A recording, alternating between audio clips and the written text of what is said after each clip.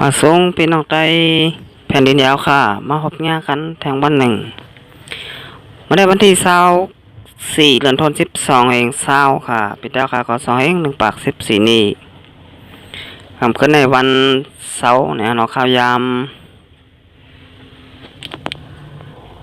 เอาค่ะมันในก็มาพบปังงากันเนี่ยดังคาใจหนุ่มแทงปอกหนึ่งค่ะในข่าวยามกลางค่ำเนี่ยเนาะ6 โมง 52 นาทีค่ะในเมืองถึงไทยก็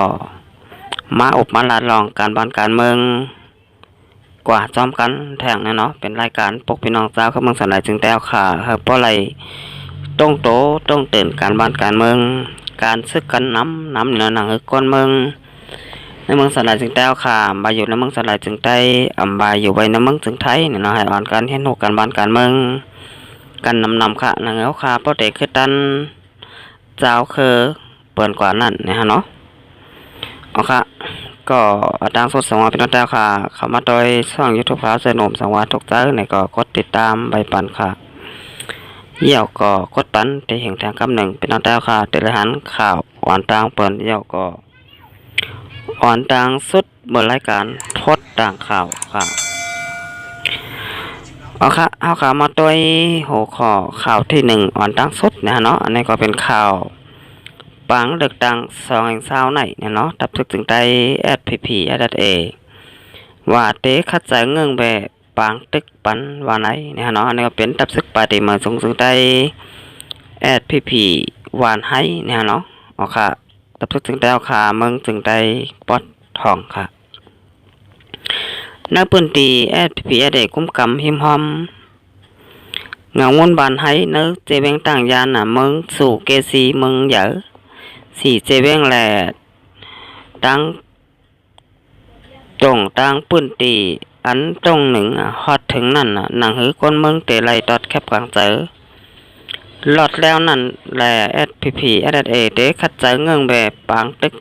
กว่าว่าไหนเข้ามาสิ้น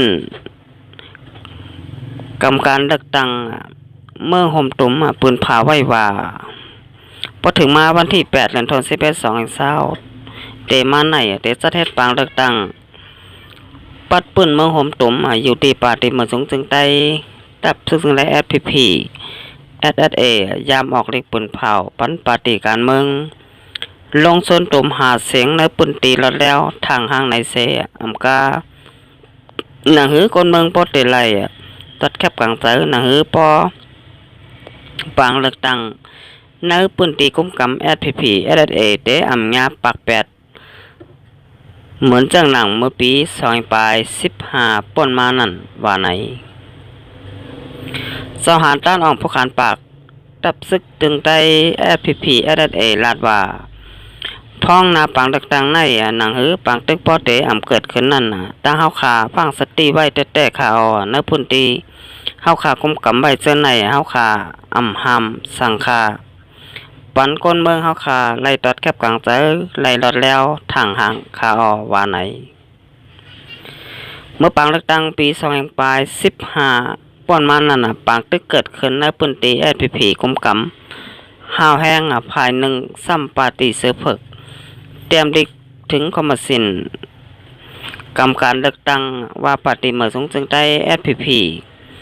SSA วานให้เต็กเตียงให้คนเมืองกำแถมปาร์ตี้โฮเซอร์ในแหล่เข้ามาสิ้นกรรมการเลือกตั้งยกเลิก8ปางเลือกตั้งนักเจเวงเมืองสู่กิ่งเจเวงเมืองจางเจเวงเกซีกิ่งเจเวงเมืองหนองตั้งเขตเลือกตั้งนักเจเวงต่างยันภาค1ว่าไหนเหมือนนั่นเกาหลีตอเหลียวเกาหลีเฮาค่ะอำให้หามอำต้อนจุกฝ่ายแล้วฝ่าย1นั่นมาสิปอกค่ะปันก้นเมืองเลือกเอาหังเขาหลอดแล้วก้อยจะหันต้านอ่องลาดแทงหนังไหนเนี่ยเนาะค่ะนี่ก็เป็นผู้ขานปากตับซึกปาฏิมาสูงได้ SPP โคเกี่ยววันให้ก็ออกมาลาตีสื่อข่าวว่าเนี่ยเนาะลองมาปอมไม่ก้นเมืองเนี่ยเนาะเจออยู่ในพื้นที่คุ้มกำของตับซึกปาฏิมาสูงได้ SPP วันให้นั่นเนี่ยเนาะแต่เลือกปาร์ตี้แล้วอันนี้ก็เอากลางใจก้นเมืองใครไล่ใครเป็นแลใครตอดก้อยเนี่ยเนาะแต่ตอดปันปาร์ตี้เสือเผือกก็ไล่โหดเสือก็ไล่อยู่เอากลางใจก้นเมืองว่าก้อยเนี่ยเนาะในอำไรเต็กเต็งอาธรรมะสั่งเสลองเสเจอเสเมลวันไหนค่ะอันนี้ก็เฮาป้อไล่โหกันเนี่ยเนาะ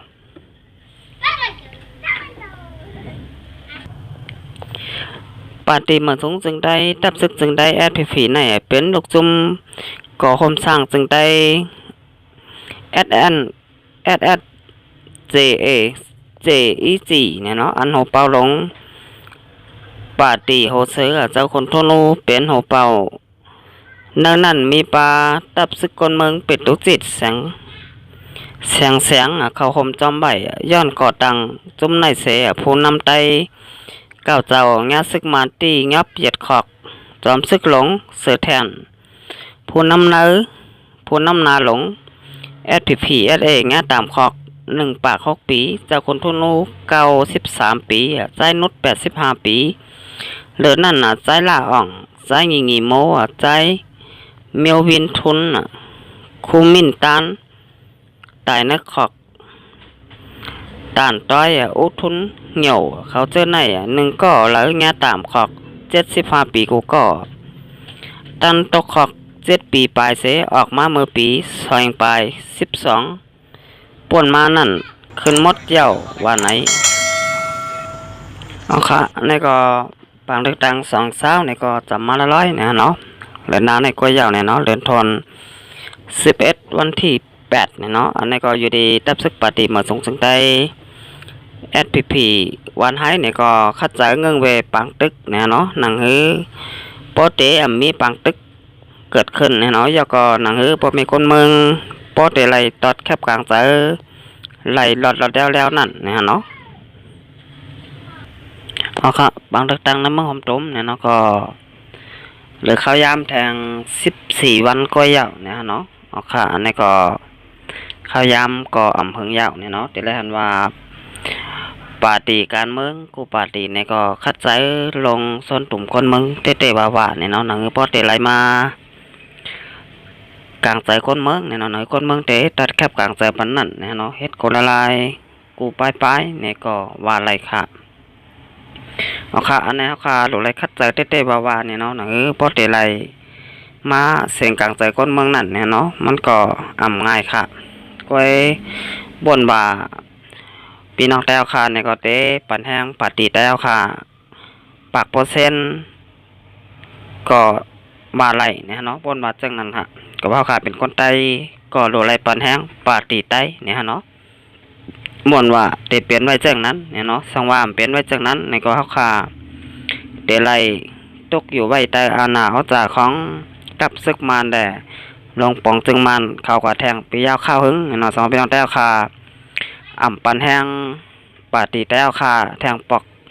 กำไหนเนี่ยเนาะปางเลือกตั้ง2แห่ง20ไหนเนี่ยเนาะเมื่อปางเลือกตั้งปี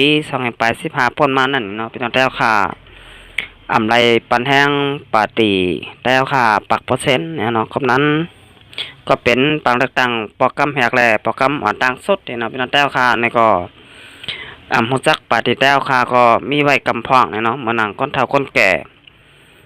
จากก็เจอไหนเนี่ยเนาะก็ว่าเปิ้นนำปอไหลเฮ็ดฮู้การบ้านการเมืองกันเนี่ยเนาะก็ลอง1เนี่ยเนาะลองที่2เนี่ยเนาะอันนี้ก็พี่น้องแต้วค่ะฮู้ว่าปาร์ตี้แล้วแต่มาเฮ็ดปานพรดีพี่น้องแต้วค่ะไหลเนี่ยเนาะมานั่งมาก่อนป้นมาแต่ละหันว่าอันเป็นตัวแทนตับซึกมานปาร์ตี้สังซีเนี่ยก็เฮ็ดพรดีสังปันพี่น้องจากเมืองสนาจึงแต้วค่ะไหลเนี่ยเนาะถึงมาปันปาร์ตี้นกยุงเนี่ยเนาะของนางอองซานซูกิเนี่ยเนาะอันนี้ก็นักข่าวต่าง4 ปีไปเนี่ยเนาะก็จำ5 ปีเนี่ยเนาะอันนี้ก็อำหันเฮ็ดพอดีปันพี่น้องจากเมืองสนายจึงแต้วค่ะไล่ทางเหมือนกันเนี่ยเนาะพี่น้องแต้วค่ะเนี่ยก็ไล่ทุกค่าหยาบเจอกินเจอเหมือนเก่าก้อยเนี่ยเนาะมีสังลีขึ้นมา